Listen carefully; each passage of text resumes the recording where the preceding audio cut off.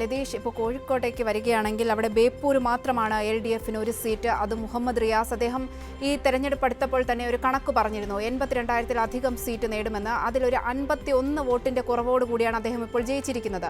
ആ പറഞ്ഞ കണക്കിനോട് ഏകദേശം അടുത്ത് തന്നെയാണ് അദ്ദേഹത്തിന്റെ വിജയവും. അദ്ദേഹം അതിനുവേണ്ടി പ്രവർത്തിച്ചിട്ടുമുണ്ട്. അതോടൊപ്പം തന്നെ UDFിലേക്ക് വരികയാണെങ്കിൽ 12 സീറ്റാണ് UDF നേടിയിരിക്കുന്നത്. അതെ, UDFന് അപ്രതീക്ഷിത മുന്നേറ്റം ഉണ്ടായ ഒരു ജില്ലയാണ് കോഴിക്കോട്. 2 MLA-മാരിൽ നിന്നാണ് UDFന്റെ സീറ്റ് നില 12ലേക്ക് ഉയർന്നത്. 20 വർഷമായി കോൺഗ്രസിന് MLA-മാരില്ലാത്ത ജില്ലയിൽ 5 പേരെ വിജയിപ്പിക്കാൻ കോൺഗ്രസിന് കഴിഞ്ഞു. വർഷങ്ങളായി LDF ജയിച്ചു വന്ന എലത്തൂർ, ബാലുശ്ശേരി, നാദാപുരം, പേരാമ്പ്ര, കോഴിക്കോട് നോർത്ത് സീറ്റുകളാണ് LDFന് നഷ്ടമായത്. ബേപ്പൂരിൽ നേരത്തെ സൂചിപ്പിച്ച പോലെ തന്നെ PM മുഹമ്മദ് റിയാസ് വിജയം ആവർത്തിച്ചു.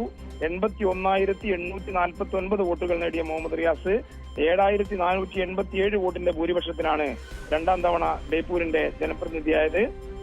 ഒപ്പം സിറ്റിംഗ് MLA-മാരായ TP Ramakrishnan, AK Saseendran, KM Sachin Dev, Lindo Joseph, Thottathil Raveendran, Ahmed Devarkovil, PT റഹീം എന്നിവരെല്ലാം പരാജയപ്പെട്ടു. 6 സീറ്റിലാണ് കോഴിക്കോട് ജില്ലയിൽ മുസ്ലിം ലീഗ് മത്സരിച്ചത്. ആ 6 സീറ്റിൽ അവർ 6ഉം വിജയിച്ചു കയറുന്ന സാഹചര്യമുണ്ടായി. Parakkal Abdulla, MA Razak master, CK Kasim, Faisal Babu, PK Firos, Fathima Thahiliya എന്നിവരാണ് ജയിച്ചത്. K Jayant Kozhikode നോർത്തിലും, നാദാപുരത്ത് KM അഭിജിത്തും, Balussery VT സൂരജും തെരഞ്ഞെടുക്കപ്പെട്ടു. DCC പ്രസിഡന്റ് K പ്രവീൺ കുമാർ കൊയിലാണ്ടിയിൽ നിന്നാണ് ജയിച്ചു കയറിയത്.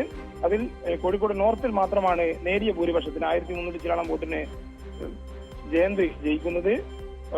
NDAയുടെ സ്ഥിതി പരിശോധിക്കുകയാണെങ്കിൽ കോഴിക്കോട് നോർത്ത്, സൗത്ത്, കുന്നമംഗലം, എലത്തൂർ ഈ 4 മണ്ഡലങ്ങളിലും 30,000-ത്തിലധികം വോട്ടുകൾ നേടാൻ NDAക്ക് കഴിഞ്ഞിട്ടുണ്ട്. ഈ നിലയിലാണ് കോഴിക്കോടിന്റെ ഒരു പൊതുചിത്രം പറയുകയാണെങ്കിൽ നമ്മൾ.